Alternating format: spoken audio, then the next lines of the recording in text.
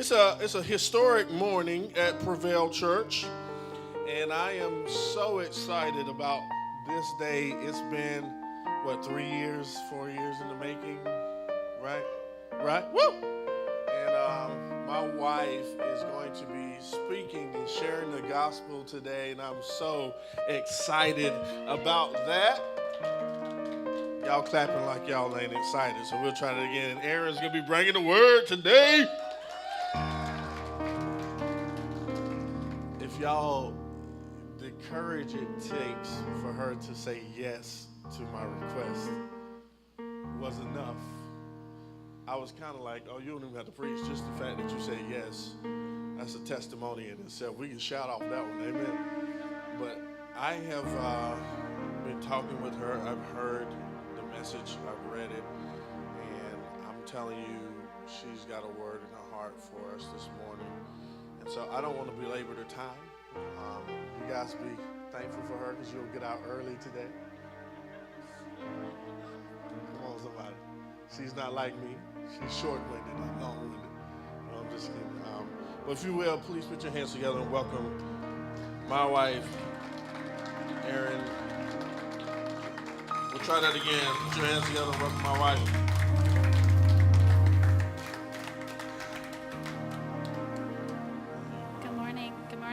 Good morning. Is it on?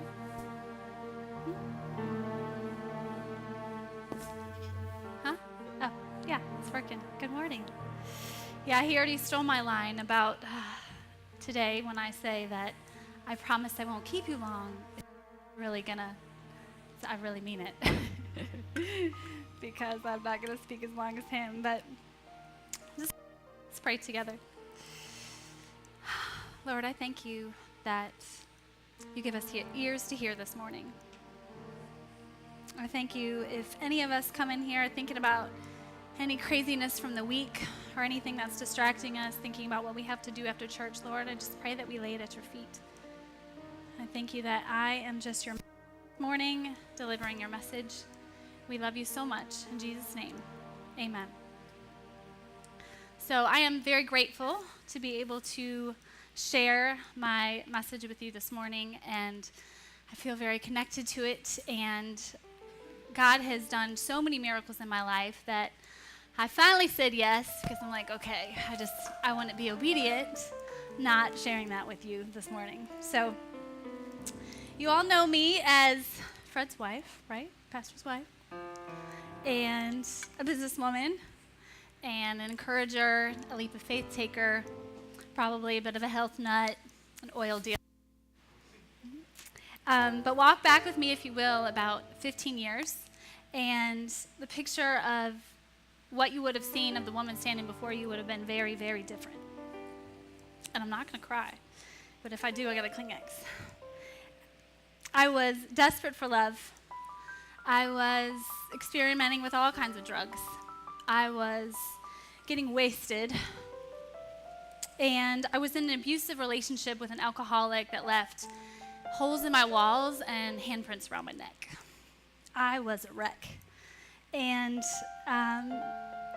within a few months after graduating college, you can imagine me, a Lutheran-raised girl, walking into a church that had praise dancers on stage and clapping and hands raising. And I just was like, wow, this is church? Okay, I think I can get down with this. And it was like this, only maybe just a little bit bigger, right? So a few visits there, God just totally began to turn my life around. I managed to get brave about a month in, chest pounding, breathing hard, knew that I needed to be brave and walk up to the stage to give my life to God. So I placed my future, my hope, my dreams, my drama in the hands of a Heavenly Father who I knew would not take advantage of me and would not put me down and would not let me down. And I gave my life to Jesus. And I need to take a drink of water already. So feel free to take a drink of water. Okay, I'm good. So I didn't know that going up there, I really didn't even know what I was going up there. I just knew I needed to go up there. I didn't know that would lead me to throw away all my rap music, right? Get rid of all my Lil' Kim and my B.I.G., my Tupac. My mom was probably like, thank you, Jesus. Stop doing drugs, stop sleeping around, stop getting drunk. I didn't know that, I would be able to leave my abusive relationship, but it did. It all happened. My life just totally did a 180. And like some of you, he became the king of my heart. And after I got saved, I felt like the most beautiful woman in the world. My confidence increased. I was glowing. I was free. I thought all my drama was behind me, though, because we think when we come to Jesus that nothing bad's ever going to happen now. I made it through all that. Like, I'm good, right? And I was looking forward to what was to come. I was on fire for God, and I really felt his love, I don't know why that keeps doing that, with me wherever I went. And it was the best decision I had ever made in my life, and it was a total turning point. Now we are going to look at the story of Esther. I can throw that up on the screen. Esther 2:8. Huh? Oh, you don't have it on the screen. Okay. Well, you can open your Bible app. Esther 2:8 reads, "When the king's order and edict had been proclaimed, many young women were brought to the citadel of Susa and put under the care of Haggai. Esther also was taken to the king's palace and entrusted to Haggai, who had charge of the harem. She pleased him and won his favor. Immediately, he provided her with beauty treatments and special food." How many of you know when you find God's favor, you're going to be getting things that you may not necessarily deserve?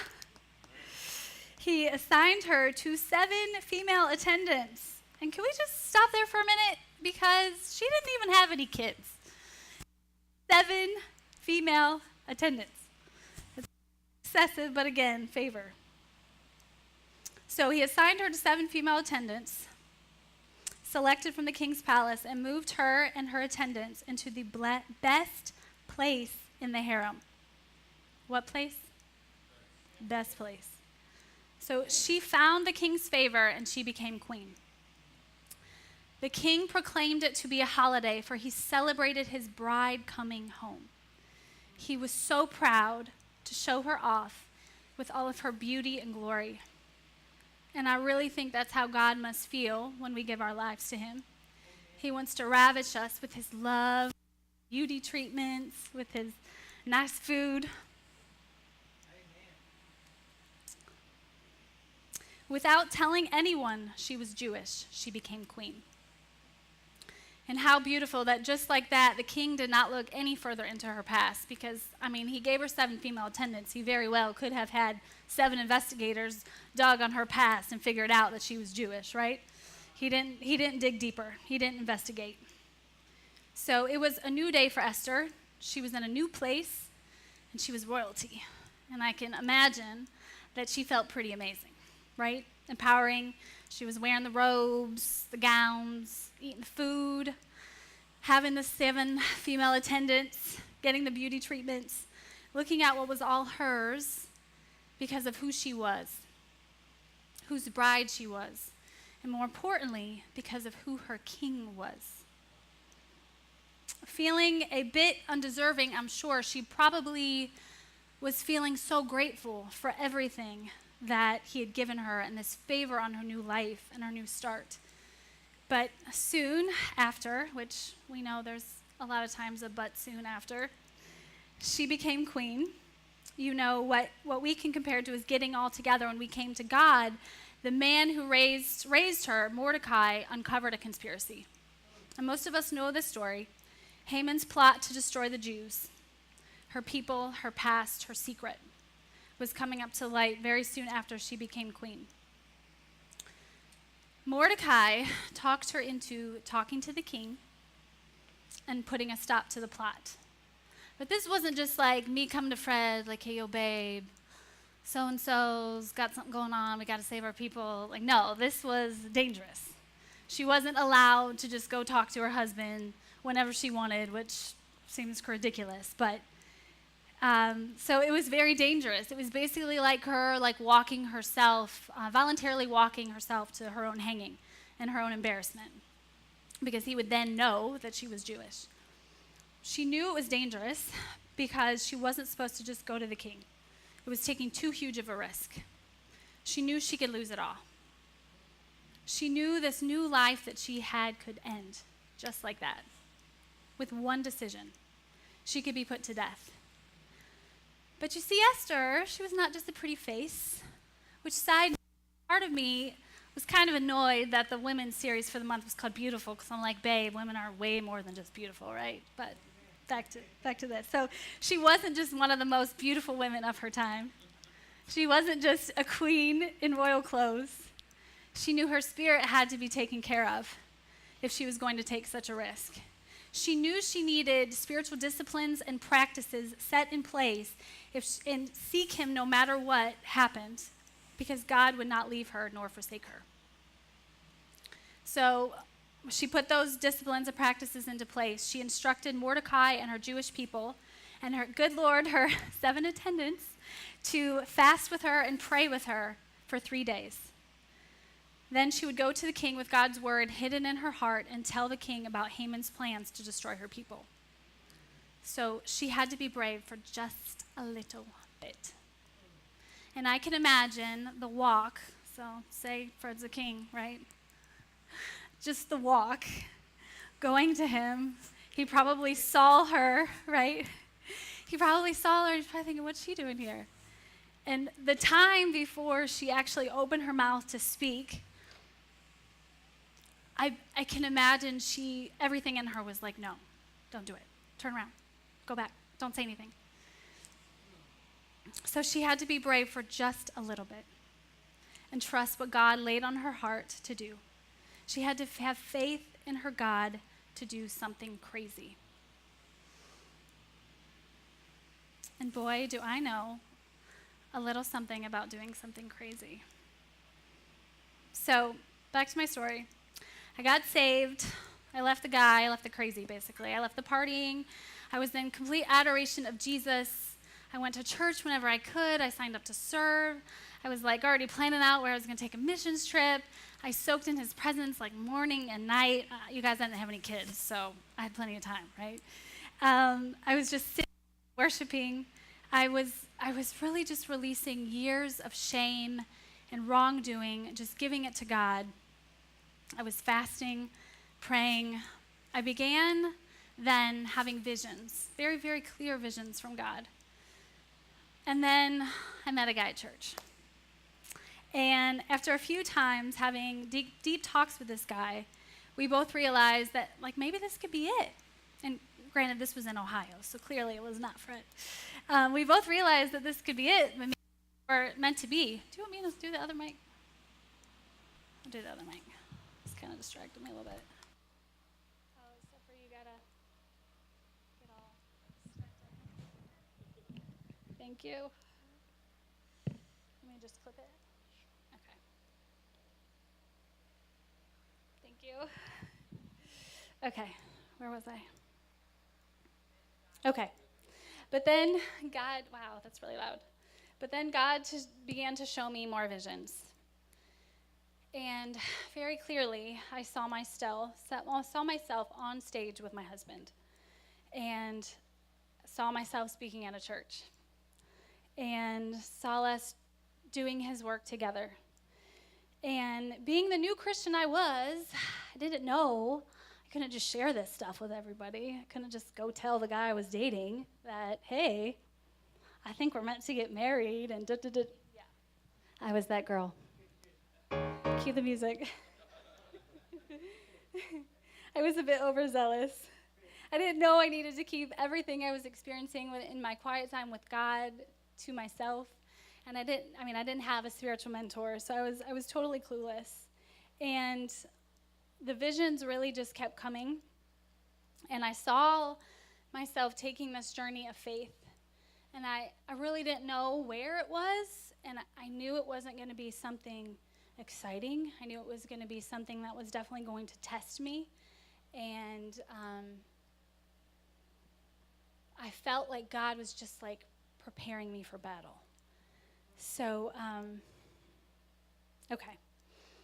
So I got to this place where I knew I needed to make sure my spirit was taken care of. So I was still just like really soaking in his presence. And I packed my stuff. Like, I knew he was telling me to pack my stuff. And I just began to see like what was coming, like see it all unfolding, although I didn't clearly understand what it was. And very soon after that, I ended up writing a letter to my stepmom and dad and telling them that I was going to be okay, and that I forgave them, and then I sent it in the mail, like the same day. Not knowing the very next day they would come to my apartment to talk me into going to the psych ward, and took me there. And I voluntarily checked myself in. I knew I was okay, and even though I was like literally just on fire for God, and I knew no one would understand, but I knew he was going to keep me. And that week, they told me that I had bipolar disorder. And they told me I was euphoric, which still makes me laugh. And they made me take pills that actually made me feel crazy. And regardless of what they told me that week, you can ask my mom, I had fun. Like, I was in there like I was at a party. Like, not like dancing, but meeting people. I was sharing my testimony. I was like able to actually talk to people about Jesus that had tried to kill themselves and who were in there because they were, maybe they OD'd on drugs.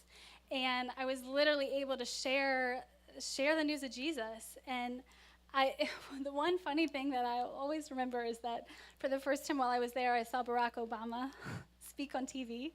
And I told everyone there, this was in 2006, that he was going to be our next president. And they all laughed at me, of course. But anyways, like that. So people actually thought I was there undercover for the working for the paper that I was working for at the time. So before I left, I told the doctor that I knew I wasn't bipolar and that I wouldn't be taking any medicine she prescribed to me. And of course, she looked at me and thought I was nuts and told me that I would be coming back. And once I returned home, I went from just like feeling I was on fire for God and I was on this like secret mission for him and I was in battle to like feeling totally defeated and scared. And I can imagine I kind of felt like what Esther felt like when she was going to her king.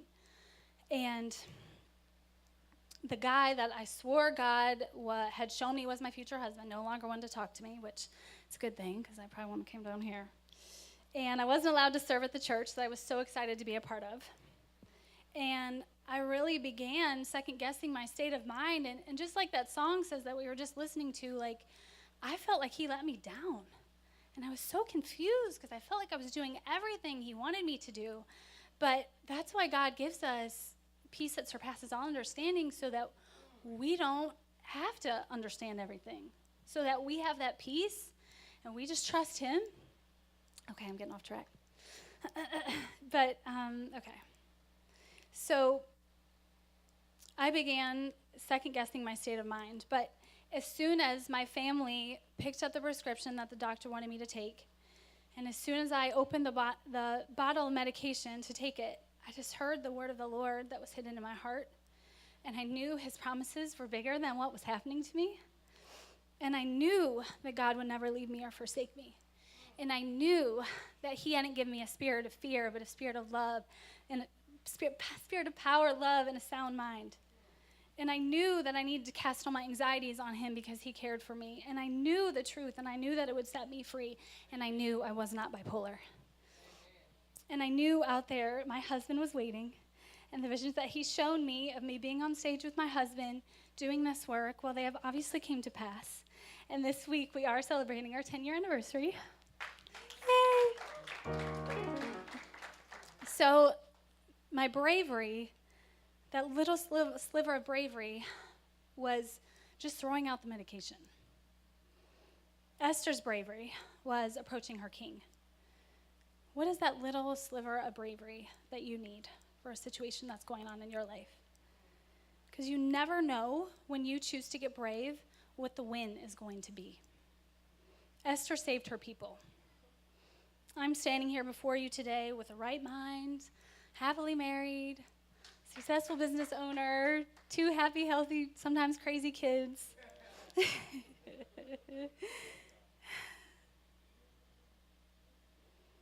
I don't know where you're at with your walk of God. I told you I was going to be quick today. Lord, what people have spoken over you, what situations you're facing, what doubt you may be stuck in your mind, what depression may be plaguing you. But if you put your trust and your faith in him and make sure your spirit is taken care of so you have his word hidden in your heart, his promises for you will come to pass. Regardless of what everything and everyone around you may be saying. So that brings me to my close. And it brings me to a quote from one of our favorite children's books we recently found. Maybe you don't need to be brave all the time. Maybe you just need to be brave for a little bit at the right time. Pray? Okay. Just stand with me and pray.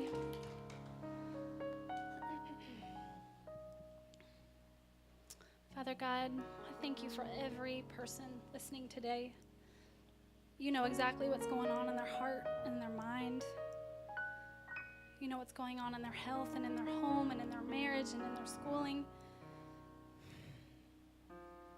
Lord, I just pray that you remind them that you will never leave them nor forsake them. That you have given them a spirit of power, love, and a sound mind. Whisper the truth in their ear and it will set them free.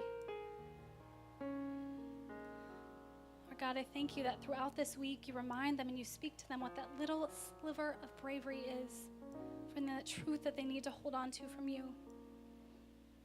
We love you so much. In Jesus' name.